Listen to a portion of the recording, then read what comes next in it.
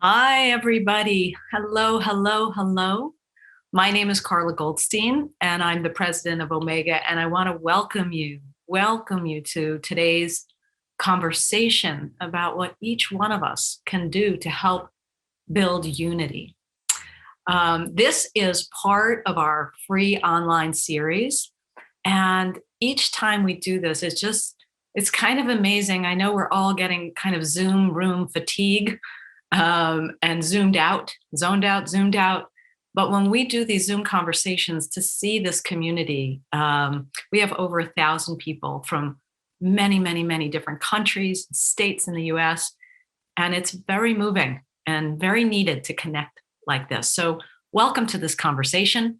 It's an honor to be welcoming Joan Blades and Brialle Ringer of Living Room Conversations to help us think about this stuff today. Before we get started, I learned a new word from one of our former guests, Rhonda McGee, called Zetiquette, and it's Zoom etiquette. So just a little reminder about being mindful about where your cameras are and where you are at the same time. And when we get to a part of the conversation later where we're going to ask for questions in the chat, please be respectful, mindful, make your questions clear and short.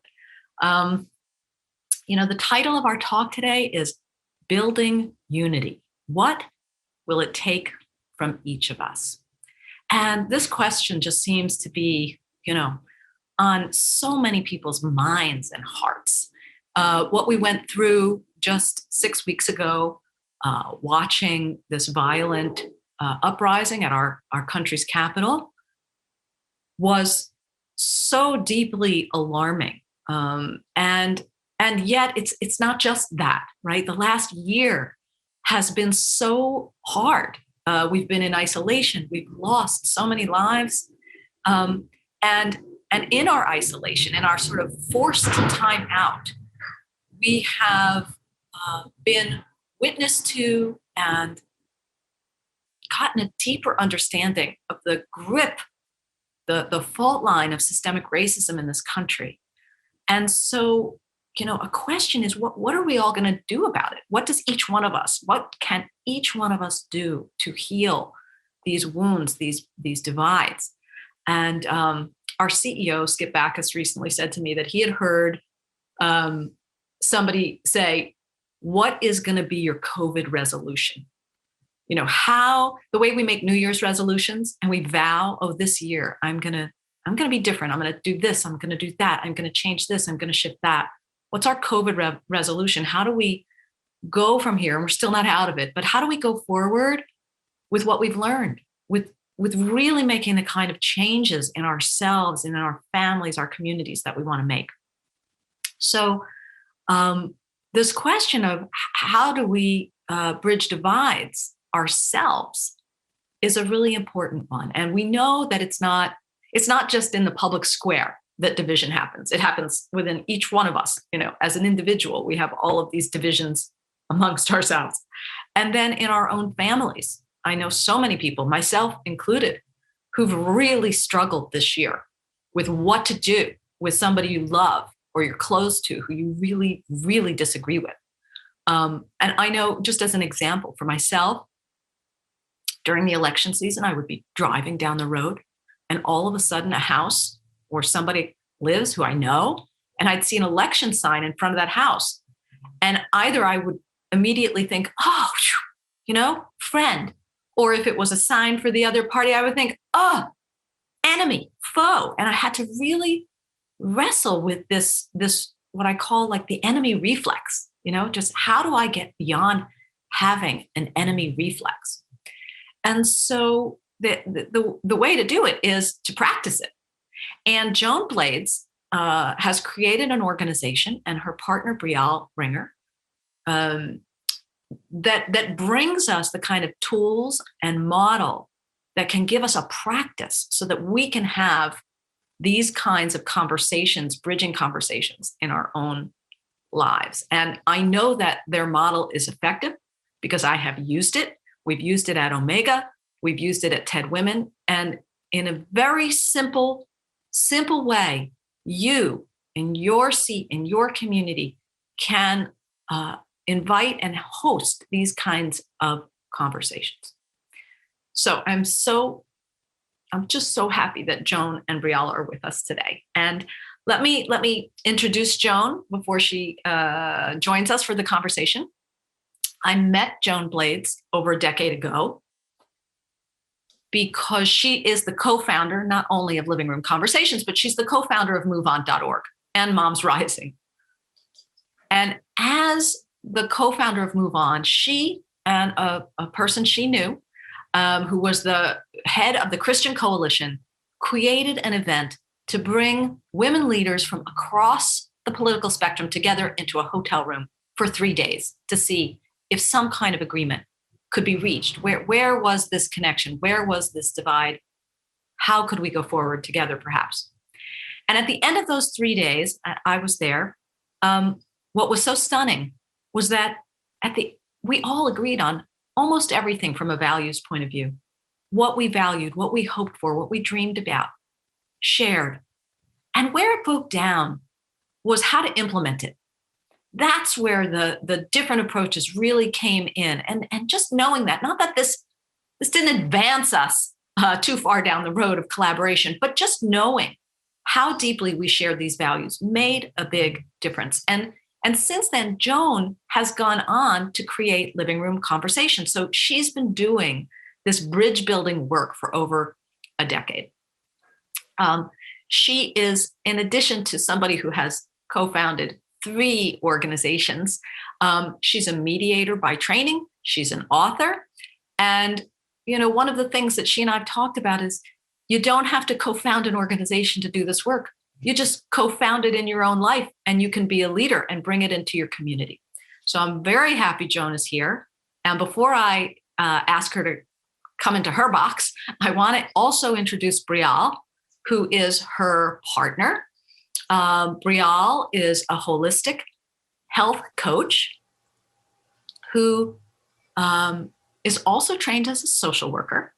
And she is the racial equality partner for Living Room Conversations to support their conversations talking about race. It's an initiative that they have. She's also a yogi. And so she braids this work together. Her yoga teacher practice, her social work, her anti-racism work, and her wellness work. She brings it all together as a partner to Living Room Conversations. She's also the founder of something called Be Well with Brialle, which is dedicated to making wellness accessible and culturally relevant. Through her program, the Black Women's Healing Fund, she also offers scholarship to support the well-being of Black women. So they are quite the duo. And here we go. Joan, welcome. You've co-founded 3 organizations that are dedicated to helping people engage in our culture. Can you share with us a little bit about how you went from starting MoveOn.org, which some consider as a very left-leaning organization, to co-founding Living Room Conversation in strong partnership with very conservative leaders? I'd be happy to, and wonderful to be here. Thank you for such a spectacular introduction, and fun to remember back that was South Carolina where we met, wasn't it? Move On was founded around the time of the Clinton impeachment fiasco. And my husband and I was an attorney mediator at that time. And my husband and I wrote a 1-sentence petition and shared it with under 100 friends and family. Congress must immediately censure the president and move on to pressing issues facing the nation. And that was actually you could hate Clinton or love Clinton and agree to that. So Move On started in a fashion that attracted people from across the political spectrum. Once Move On got involved in elections, that's an adversarial process. And that's when it became a progressive voice. I'm from Berkeley, California. That wasn't uncomfortable for me, but I'm also a mediator by inclination. And so there came a point where I went, what's going on? Why are we looking at things so differently. And I was truly curious and had these wonderful opportunities to make connections with people on the right and make friendships. And my first curiosity was around climate. And I had really good conversations on that topic. By 2008 or 2009, it was less possible to have a good conversation. And that was the inspiration for Living Room Conversations. Is through Move On, I'd learned that, people are wonderful presenters of themselves. They're the best leaders. So I'm a deep believer in the power of the grassroots. And I wanted people all around the country to be able to have that experience of talking to people they didn't agree with and finding out that they really had much more in common than they realized. And also, I've been learning more and more about living with the tension of our differences. So I could go on, but that's a good start. It's a great start. And why don't you just explain the model to us? What is a living room conversation? A living room conversation is classically two friends with different viewpoints. Each invite two friends for a structured conversation. In that container, it's really a listening practice. So it's very simple and it doesn't require a facilitator, so anyone can do it. And people have done it all around the world, honestly. Share a little bit more about how one even thinks about convening such a conversation. Like what does it, if we're going to go through it all the way during this conversation as we share more about the model, but just a little bit more so people have some more context as we're discussing it. So there's a set of conversation agreements, which are wonderful for the conversation and also wonderful when people take them out into their lives, that are basically what you learned in kindergarten. Be respectful, take turns, be curious, and own your part of the conversation at the core of those agreements. And then there's 3 rounds where you first talk a little bit about your deeper values, because we don't even listen to people until we have some connection with them. And then there's a set of questions, generally 4 or 5, about the topic people have chosen. This is all very transparent. And everyone we're all collectively responsible as 6 people. And that intimacy, people are really good about that. And you talk about your relationship with the topic. We have over 100 topic guides, and it ranges from very political, like guns and responsibility. And you'll note it's not gun safety, it's not gun control. It's written so people as diverse as possible will be comfortable there. But we also have conversations about forgiveness, conversations about race, conversations about loss in the time of COVID, more curious, less furious, just very stepping into this very gently. If we're going into a political conversation. And yeah. This is great. That really gives people a sense, because I think one of the things that people, I know as I've talked about living room conversations, is people think you have to find somebody who's in just extreme opposition to you. And no, it's a practice of talking to people about things you have different opinions on. And it's a muscle, and you develop it. And even within our own like-minded community, we can have a lot of difference. So thank you for that. I want to turn to Brialle now. Brialle, you have braided these interests together, your social work, your yoga, your wellness coaching. And a lot of your work and what you're helping Living Room Conversations do is really tackle the conversations about racism in this country. And I would love for you to let us know first, kind of like, how did you get there? How did you decide this was you could have gone in a lot of different directions. How did you decide, let me put all these things together? And then, to share with us, what are the things you're learning about how this practice, a living room conversation practice, can help with anti-racism work and what you all call domestic peace building? Yes, absolutely. So wonderful to be here. And how I kind of came to the weaving and integration of these various parts of my life and the work that I do. Like you shared earlier, my degree is in social work. And so I, in college, was very passionate about social justice. And I used to facilitate conversations, trainings, and lead volunteer trips all over the country and internationally around food justice and housing justice. And was really passionate about social justice at like a macro level. And then I started to basically feel burnt out before I had even gotten my degree in social work. And I was like, okay, I want to do this kind of work around supporting liberation, but I need to do it in a way that feels good and nourishing in my spirit. And that's kind of what led me into the healing work, the holistic health work. And I started to see that we are microcosms of the macrocosm. And this beautiful quote that always stands out to me by Led to Life that says, "May we decompose violence within ourselves before we ask it of the world." And so it was like, I need to embody the love and liberation that I want to see. And how can I expect restorative justice initiatives across the nation if we can't communicate and address conflict within our homes and the people that we love?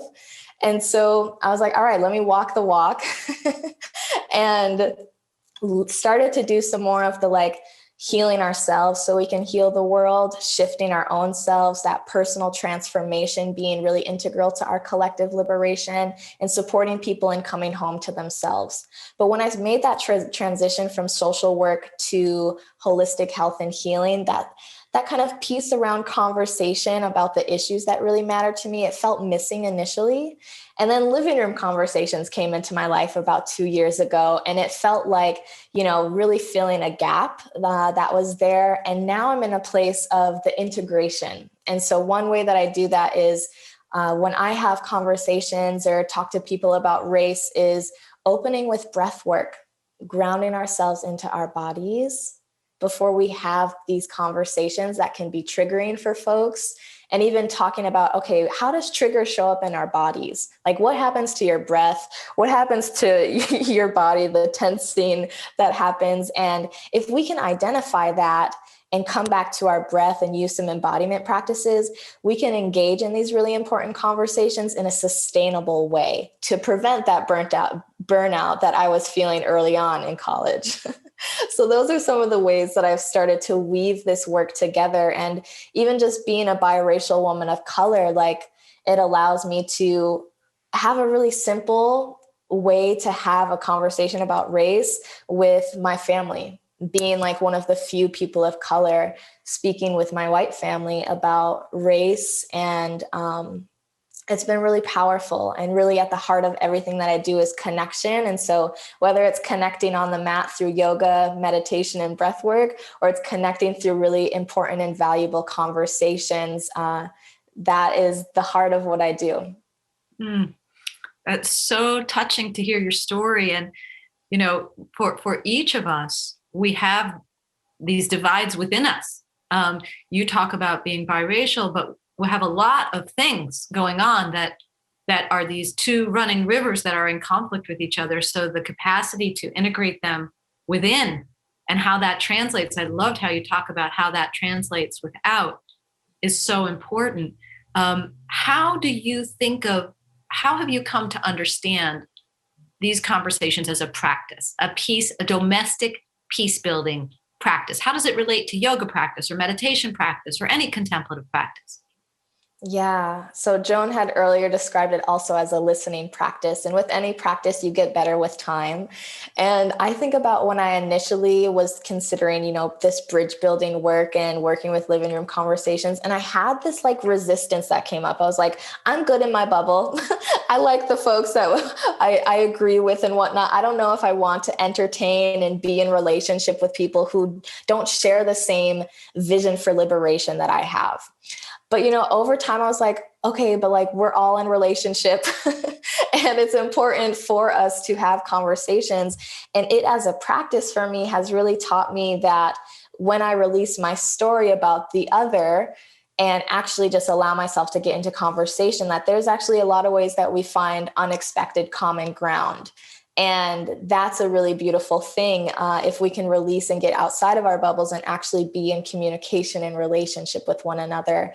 And so the practice of stepping outside of that discomfort and resistance and allowing yourself to go there and have those conversations. That's so good. Joan, I want to ask you about something that I know whenever I talk about living room conversations, or we have some language at Omega, because Elizabeth Lesser, our co-founder, gave a talk called Take the Other to Lunch. This idea of taking the other to lunch, or being open, or connecting with somebody you disagree with.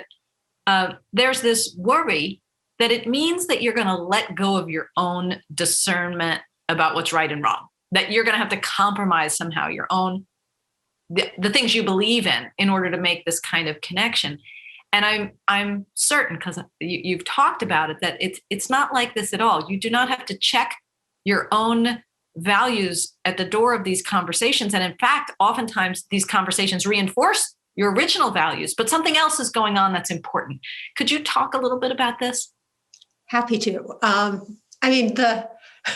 Coming from Berkeley, I hold my progressive, and as a co-founder of Move On, I'm a progressive, and I don't have to compromise that at all to have a really great connection with my conservative friends. And I learn so much from them. My friend Jacob, climate wasn't on his list of concerns when I first met him.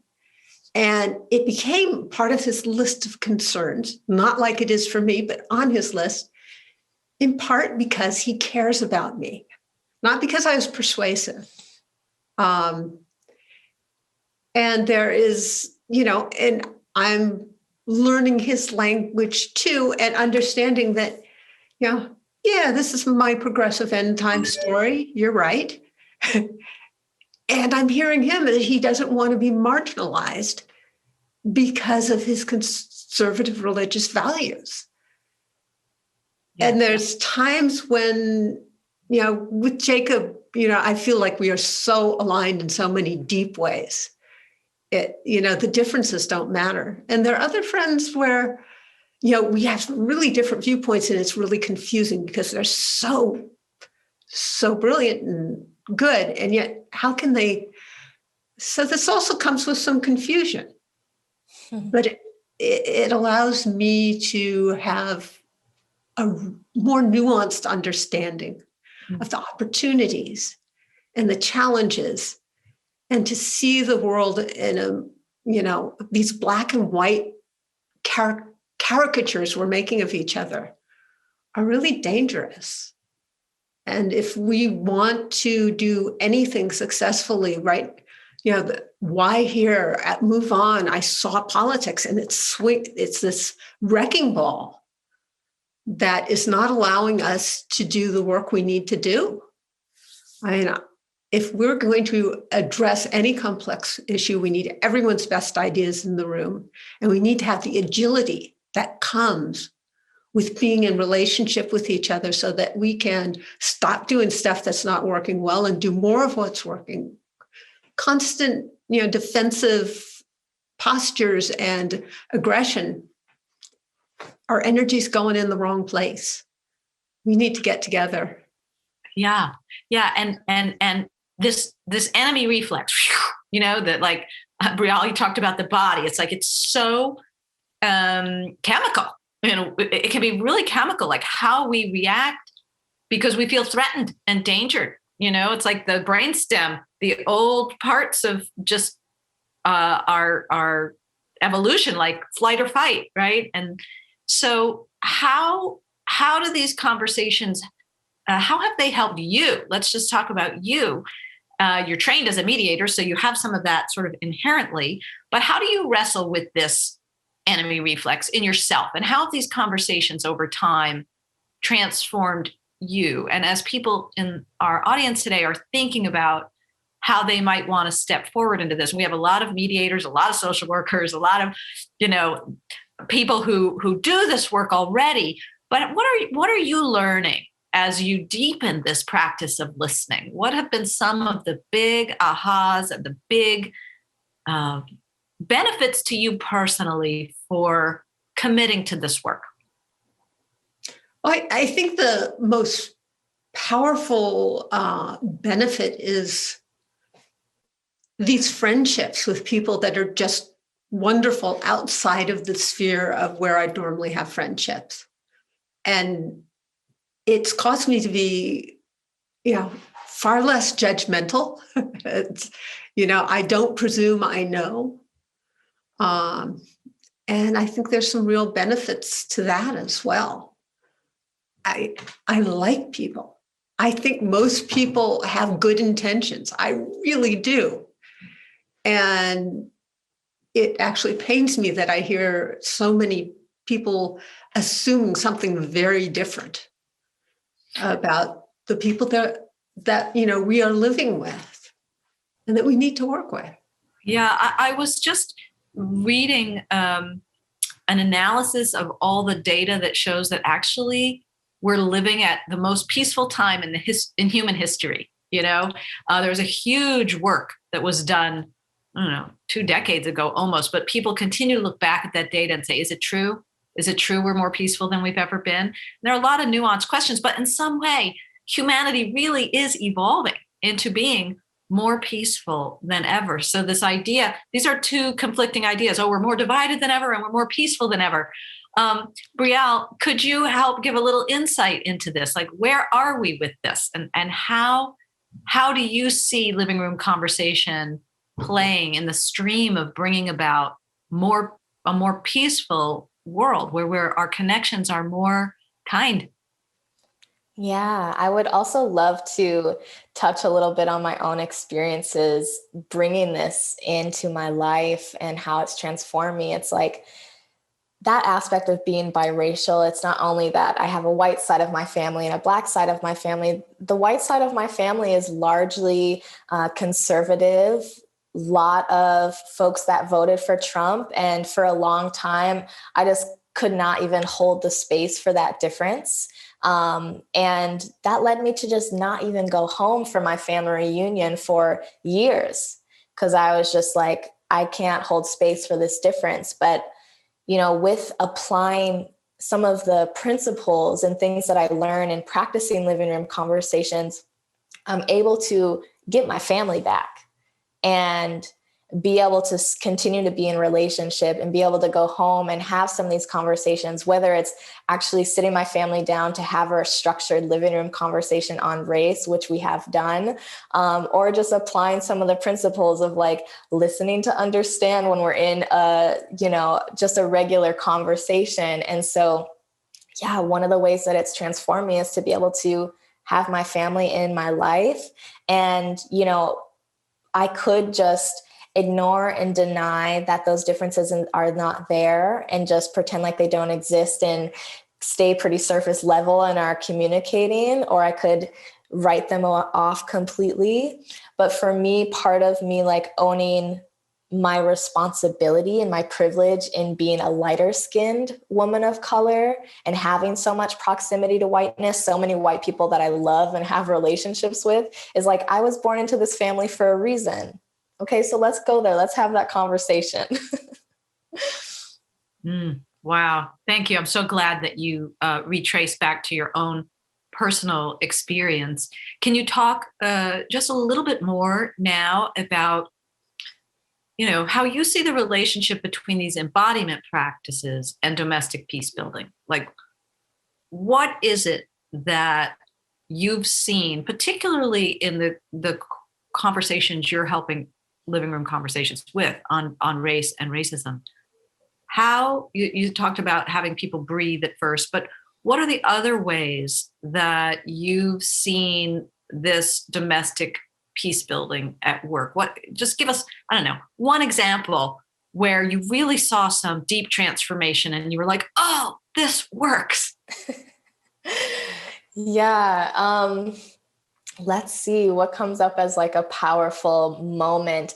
I feel like for me, it's been, because it's a practice, it's like those long-term aspects of like after the building upon the conversations where things happen. But I'm able to, for me, see the difference between engaging in this kind of work around living room conversations and applying it with some of the breathwork and embodiment practices compared to maybe going to some other kind of conversation on race that may not have the conversation agreements that living room conversations has, or doesn't have the embodiment piece, because as I shared, stress and trauma lives in our bodies, our nervous systems.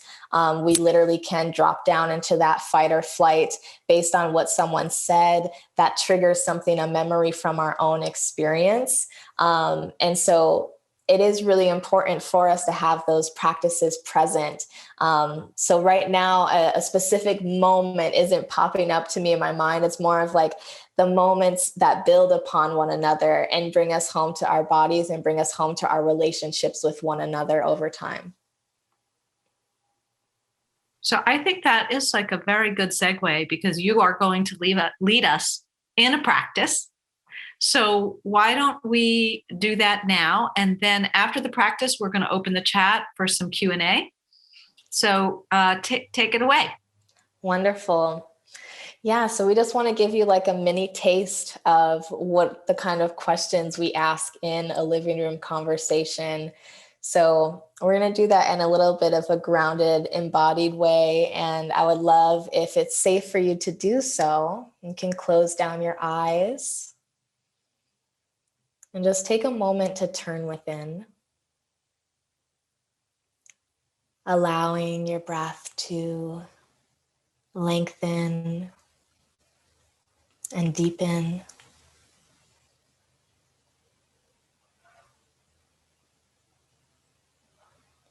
And I invite you to imagine, what does a unified United States look and feel like?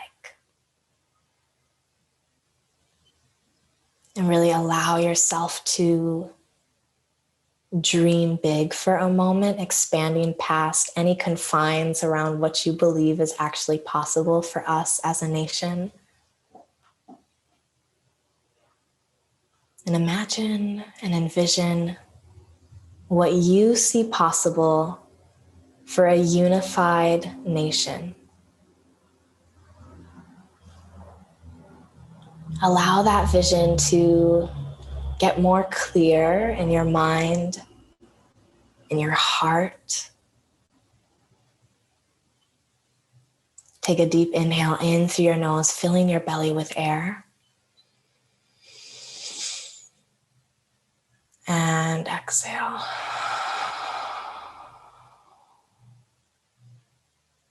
Deep inhale.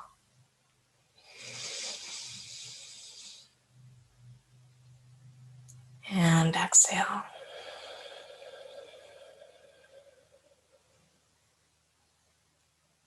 And continue breathing deeply. And we would love to hear from you in the chat to witness your vision for a unified United States. And you can also jot this down in your own notes if you desire.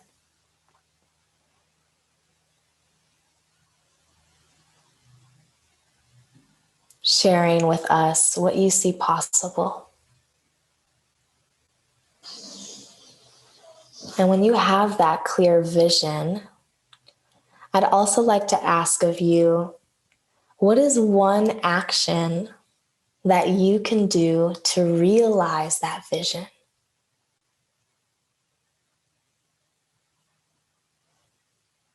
And one more thing to offer to you as you're writing your vision of a unified nation. You can write that in the present tense as if it's already true, as if it's already so. Allowing yourself to step fully into that possibility and embody that reality with your actions.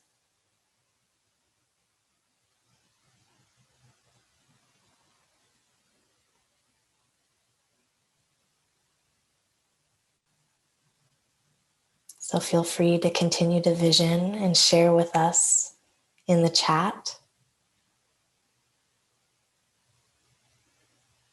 I see some visions of being less wasteful and more grateful, valuing differences and extending compassion to self and others.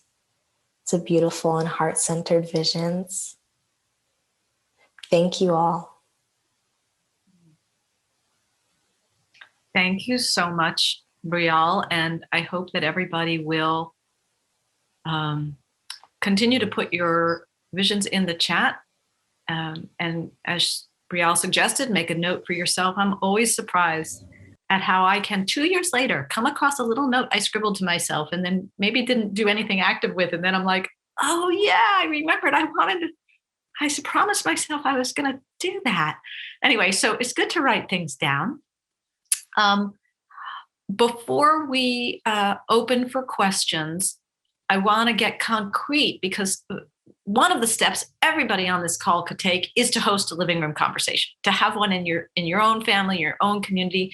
So Brialle, could you just go through quickly the clear steps of what people can do in order to host a living room conversation? And then we're going to open to Q&A. Absolutely. So one of the best ways to get involved is to go to our website, livingroomconversations.org. There's an abundance of resources for you to just jump right into and join our email list so you're staying up to date on all of the offerings that are available. Anyone can use our guides, our conversation guides. As Joan shared, there's over 100 topics for you to begin having conversations about the issues that matter most to you and your communities. And all you have to do is download the guide, gather a group, and start having the conversations that you want to. But if you feel like, I feel I would like a little bit more support before I just dive right in and have a conversation, we have monthly trainings that we offer for folks learning how to host a living room conversation, how to host a living room conversation on race, an abundance of other resources. But we also have a special training just for you all in the community at Omega. And that is going to be happening 1 week from today at the same time. And that information is going to be sent to you in a follow-up email for you to join us. Thank you. Perfect. Terrific. So the next thing that's going to happen is we are going to do Q&A. And so I'm going to ask people to start putting their questions into the chat.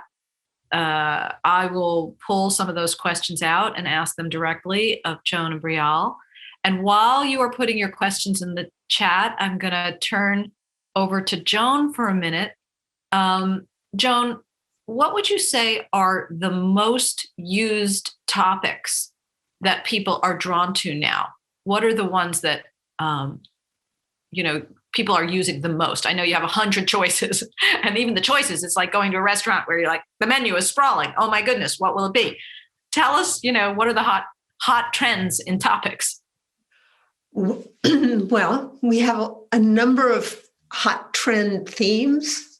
So the race and equity conversations are hot right now because with Black Lives Matter, it's just a huge issue.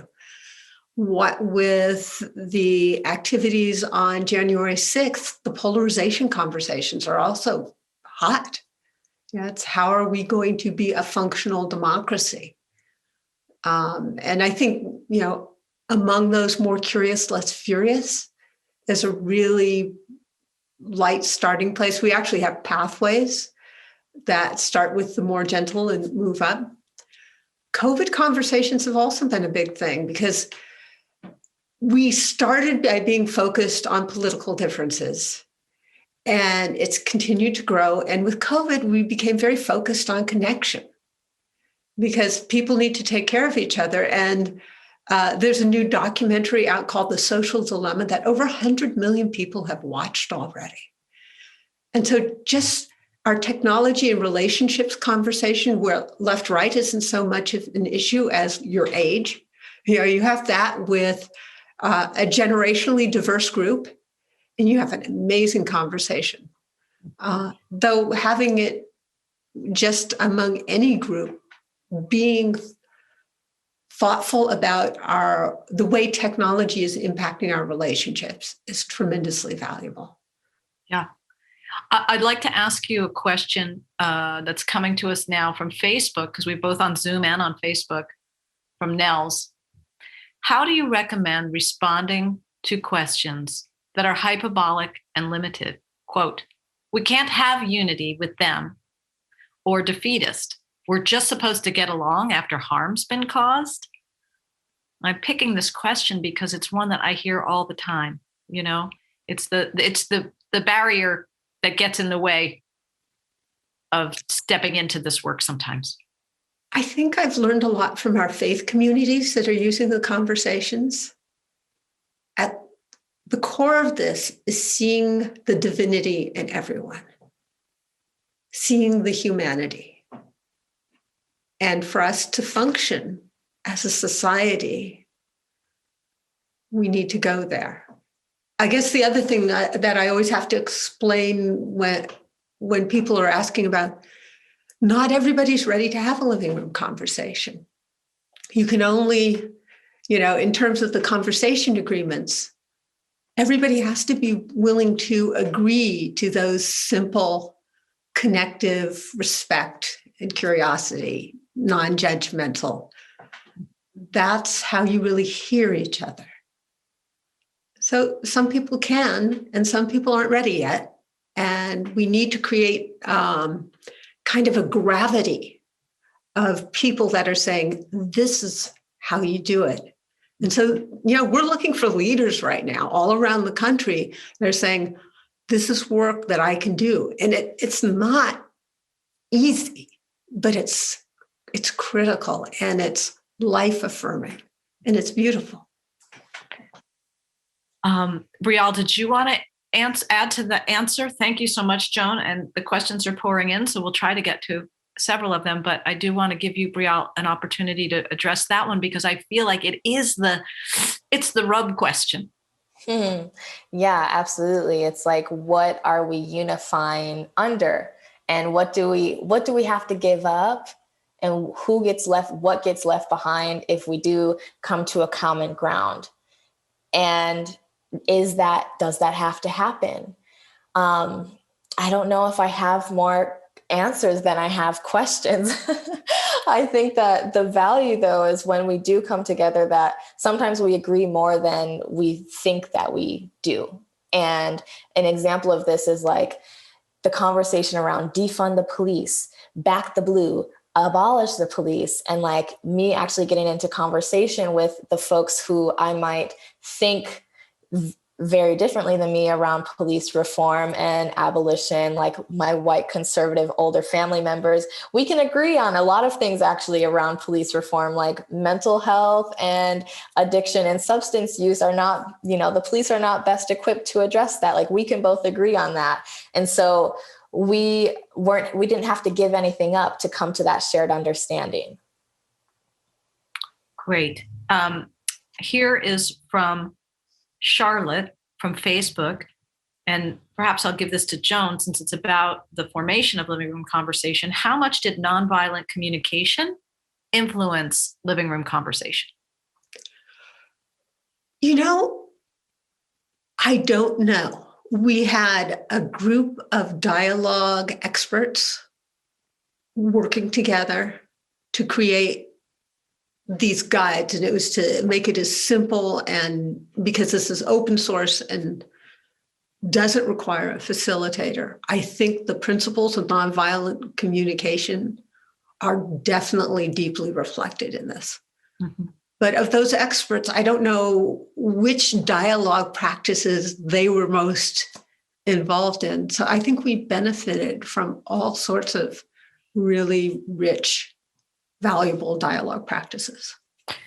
So we have a comment now, I think it's coming from Facebook, that it kind of goes back to the rub, and I'm tempted like, oh no, just keep moving. But the rub is the rub, and it just keeps on rubbing. So I'm going to read it to you. From Jeffrey. I'm not actually interested in unity right now. I'm also not interested in conversations with the other side. until there's some accountability for what has occurred and some sense of integrity restored in the institutions, unity is a myth.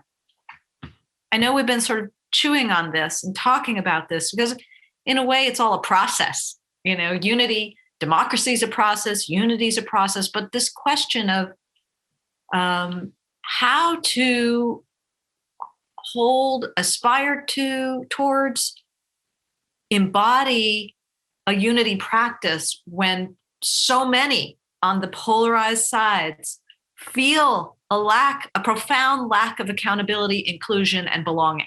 A lot of this has to do with belonging. So I'd love to hear, perhaps from both of you on this. Yeah. Joan, you want to start? There are a lot of people that are not ready to talk to someone on the other side. And that is something that, we have to honor also.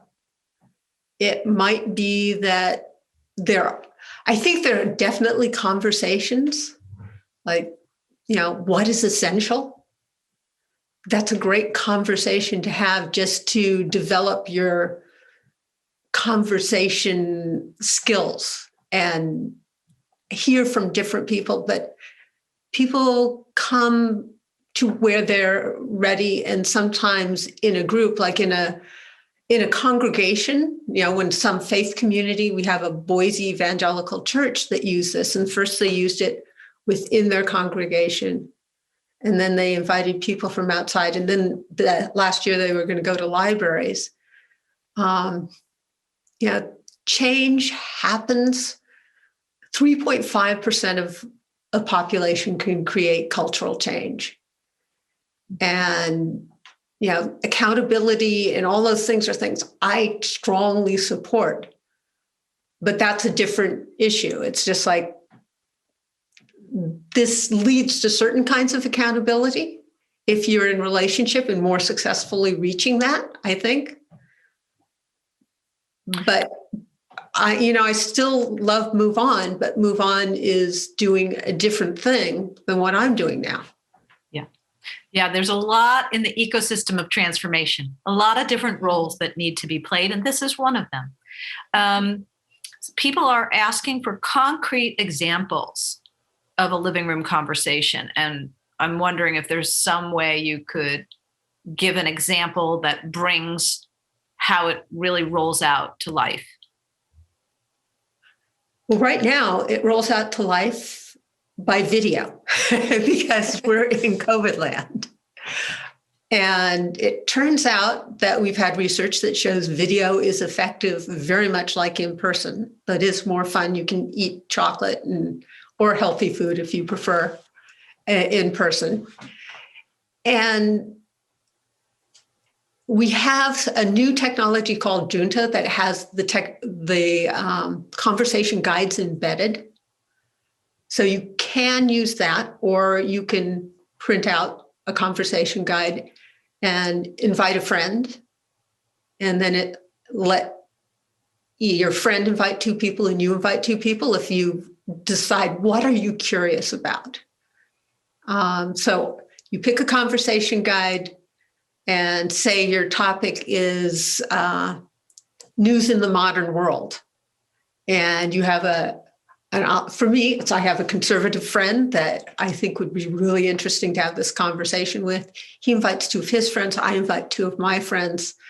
And the more diversity we invite among our friends, the better. And then we get together on Junto or Zoom if we're Zoom people and we want to just guide it that way. And take 90 minutes. You can do it in 60 minutes. You can go deeper in 90 minutes. I prefer 90 minutes. And you follow the guide with the round 1, round 2, and round 3. And round 3 is just reflection and next steps. Brialle, how did I do? Did I get everything?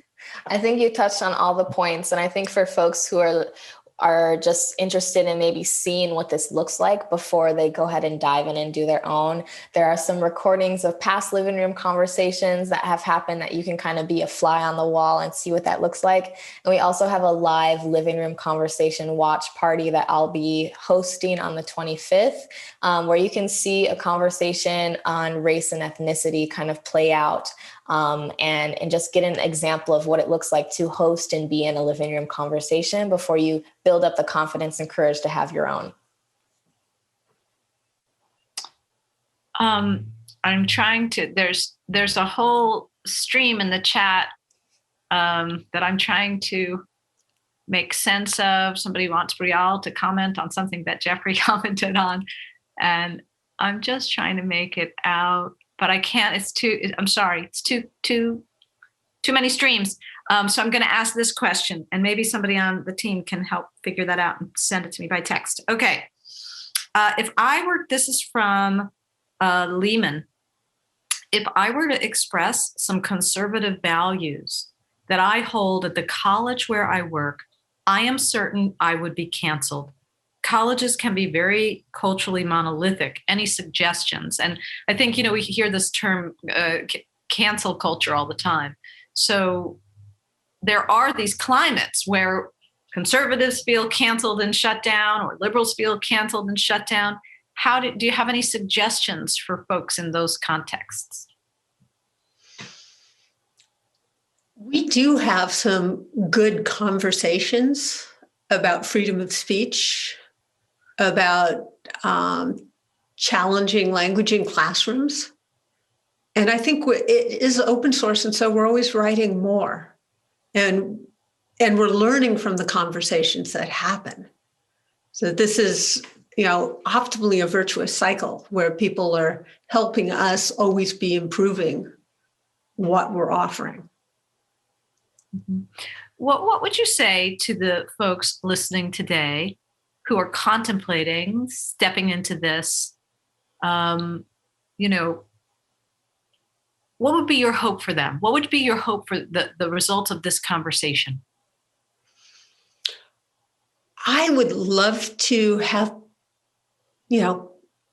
dozens, maybe more, try the conversations, find it valuable in their lives. And then if it really spoke to them and they're part of a larger community, take it to their community. Because that's the way we're seeing this grow, is people have their conversations and then they take it to their library or their faith community or their club or school district. And often there's an issue that causes it to be important for them. When something becomes challenging, that faith community, the evangelical faith community in Boise, they wanted the conversation specifically so they could have the hard conversations. When things got so difficult on their Facebook page at one point about guns, they had the guns and responsibility conversation. And you had people that had, profoundly different viewpoints sit down with each other and really hear each other. It was powerful and transformational. Brialle, do you want to add to that? Yeah, I think having folks feel inspired to act and have the courage to have the conversations that matter most to them. So whether you're passionate about food, like myself as a vegan, or wanting to talk about race and ethnicity, know that this is a really easy tool, and you can gather the folks that you feel most comfortable talking to in the beginning also to work up your confidence. And so, I hope that people leave feeling inspired to act and maybe feeling more open to have conversations with people that they don't necessarily agree with. And if I'm remembering Jeffrey's comment correctly, it was the one around unity and not wanting unity. And so I'll just speak to that briefly I get that and I hear that. And I remember being in a place where I was like, I don't need to listen to them. They need to listen to me. And now I'm in a place where we need to listen to each other. And how do I expect to create change and shift around this thing if I'm not getting into conversation with people and allowing there to be a space for us to listen to one another. And if you're not in the place, that's okay. There's also powerful work to be done in focusing on the issues and folks that you want to be organizing with.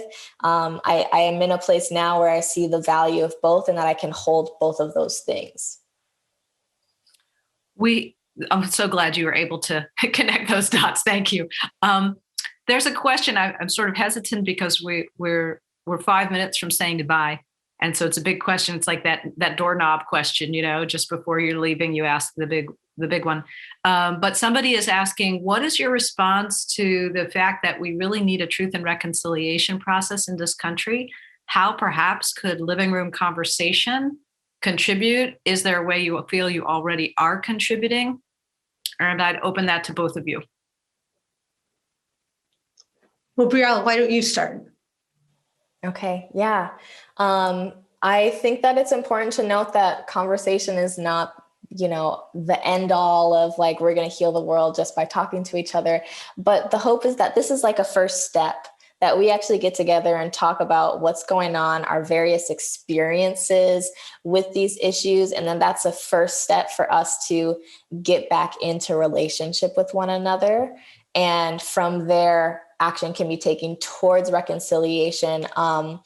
But we actually have to be in communication and in relationship with one another. So I think that living room conversation is that powerful piece of connecting and relating that leads way to more inspired action around the doing.